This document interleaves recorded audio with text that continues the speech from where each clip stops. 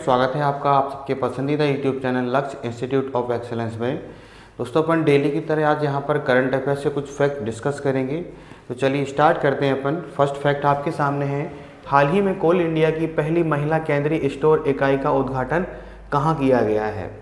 छत्तीसगढ़ के कोरबा में आपकी भारत में महिला नेतृत्व विकास को बढ़ावा देने की दिशा में एक महत्वपूर्ण कदम उठाया गया है। साउथ ईस्टर्न कोलफील्ड्स लिमिटेड जो कि कोल इंडिया लिमिटेड की एक सहायक कंपनी है ने 5 अक्टूबर 2025 को छत्तीसगढ़ के कोरबा स्थित आपका एक सेंटर पर इसका आयोजन किया, जिसमें एक वर्कशॉप का आयोजन किया गया है। कंपनी का पूर्णतः महिलाओं द्वारा संचालित आपका सेंट्रल स्टोर यूनिट आपकी है, ये आप याद रखेंगे।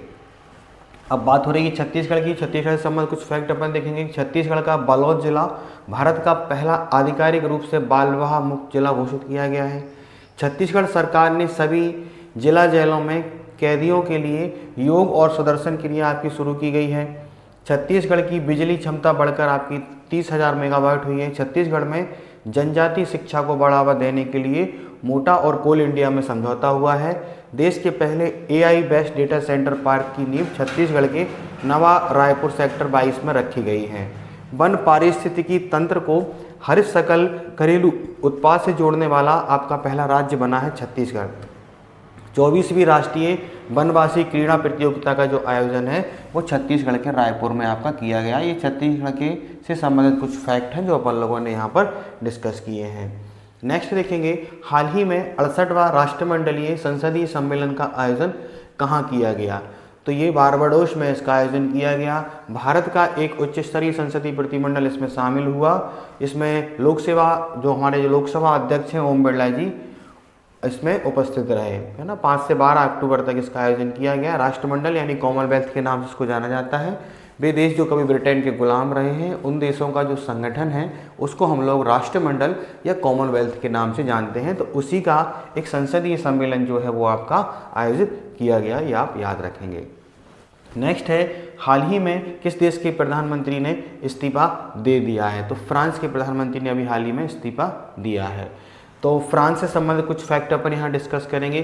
फ्रांस के पूर्व राष्ट्रपति निकोलस सरकोजी को भ्रष्टाचार और सत्ता का दुरुपयोग करने के लिए 5 वर्षों की कैद की सज़ा सुनाई गई है।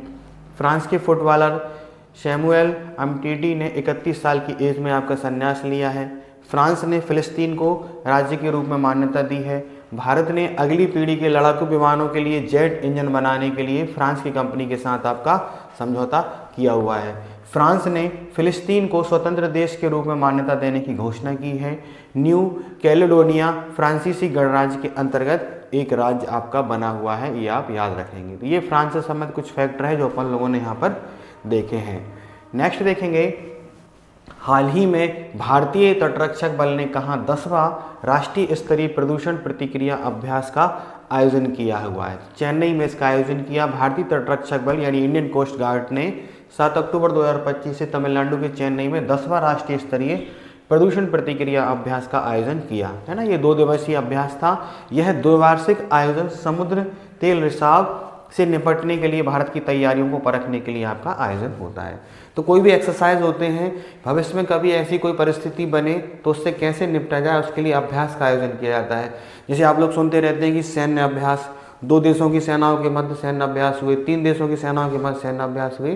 तो कभी जैसे कोई युद्ध हो जाता है तो युद्ध से कैसे निपटा जाएगा उसकी पूरी की पूरी प्लानिंग की जाती है, पूरी तैयारी की जाती है। एक वैसा ही सब कुछ माहौल बनाया जाता है युद्ध के जैसा, वहाँ पर ये होता है ना। अग्निशमन अभ्यास होता है, यानी कि जैसे कभी कहीं आग लग जाती है तो आग से निपटने के लिए क्या काम किए जाएंगे तो उसकी भी एक्सरसाइज की जाती है। तो ऐसे ही कभी तेल का रिसाव हो जाता है तो उससे निपटने के लिए एक एक्सरसाइज किया गया जो भारतीय तटरक्षक बल ने आयोजित किया, ये आप याद रखेंगे, ठीक है। हाल ही में देश भर में कितने IITs के आधुनिकीकरण के लिए PM सेतु योजना शुरू की गई है? तो लगभग 1000 IITs के लिए PM सेतु योजना शुरू की गई है। इसमें आपका क्या होगा कि IIT का आधुनिकीकरण किया जाएगा। आज के समय में क्या चीज़ की डिमांड हो गई है उसको लेकर एक IITs को मॉडिफाई किया जाएगा। तो ऐसे 1000 IITs को टारगेट किया गया है। प्रधानमंत्री नरेंद्र मोदी जी ने 4 अक्टूबर को नई दिल्ली में के विज्ञान भवन में आयोजित कौशल दीक्षांत समारोह के दौरान इसकी घोषणा की, जिसमें प्रधानमंत्री कौशल संवर्धन और तकनीकी उन्नयन योजना ठीक है। प्राइम मिनिस्टर स्किल, इसमें एक पूरी तरीके से टेक्नोलॉजी से संबंधित पूरे कार्य किए जाएंगे और इसमें किया गया है। इसमें 60,000 करोड़ के बजट वाली एक योजना को सामने प्रस्तुत किया, जिसमें 1000 IITs को टारगेट किया गया है, ये आप याद रखेंगे। हाल ही में संध्या शांताराम का निधन हुआ, वो कौन थी? ये अभिनेत्री थी। ठीक है, अभी आज अपन डिस्कस कर रहे हैं तो हमारे भारत के भूतपूर्व एक अभिनेता, बहुत महान अभिनेता असरानी जी का भी निधन हो गया है। तो असरानी जी जो हैं वो फिल्मों में काफ़ी अच्छे अभिनेता के रूप में, कॉमेडियन के तौर पे भी जाने जाते हैं। तो अच्छे रोल भी इन्होंने काफ़ी सारे किए हैं, जिसमें शोले फिल्म में उनका एक प्रसिद्ध डायलॉग है कि आधे इधर जाइए आधे इधर जाइए, बाकी मेरे पीछे जाइए, काफ़ी प्रसिद्ध है, जिनका आज आपका दिवाली के दिन आपका निधन हो गया है 84 साल की एज में, ये आप याद रखेंगे। ठीक है ना। नेक्स्ट है, हाल ही में अभी कुछ दिन पहले आपने देखा होगा कि पंकज धीर जी का भी निधन हुआ। महाभारत में कर्ण का किरदार निभाने वाले फिल्म अभिनेता थे आपके पंकज धीर, उनका भी अभी हाल ही में निधन हो गया है। हाल ही में कहाँ विश्व की सबसे ऊंची मोटर योग्य सड़क का निर्माण किया जा रहा है ना? तो लद्दाख में किया जा रहा है। लद्दाख में एक और असाधारण इंजीनियरिंग उपलब्धि हासिल की है। सीमा सड़क सुरक्षा बल ने लद्दाख के समुद्र तल से 19,400 फीट की ऊंचाई पर विश्व की सबसे ऊंची मोटर योग्य सड़क का निर्माण आपका किया है, ये आप याद रखेंगे। ठीक है, लद्दाख की चर्चा हो रही है तो लद्दाख की रिंगजिंग यांगडोन ने दक्षिण कोरिया में आयोजित हॉकी विदर इंटरनेशनल कोचिंग कैंप में भाग लिया। इसरो के उच्च ऊंचाई वाले एनालॉग मिशन होप का उद्घाटन लद्दाख में किया गया। भारतीय सेना ने आकाश प्राइम स्वदेशी विकसित वायु रक्षा प्रणाली का सफल परीक्षण जो है वो लद्दाख में किया। खुबानी उत्सव 2025 का आयोजन लद्दाख में किया। बटालिक क्रिकेट लीग 2025 का आयोजन लद्दाख में किया गया। माथो नांगरांग के नाम से जाना जाने वाला वार्षिक मठवासी उत्सव जो है वो लद्दाख में शुरू हुआ। खेलो इंडिया विंटर गेम्स 2025 का आयोजन लद्दाख में हुआ। ये लद्दाख से संबंधित कुछ फैक्टर है जो अपन ने देखे।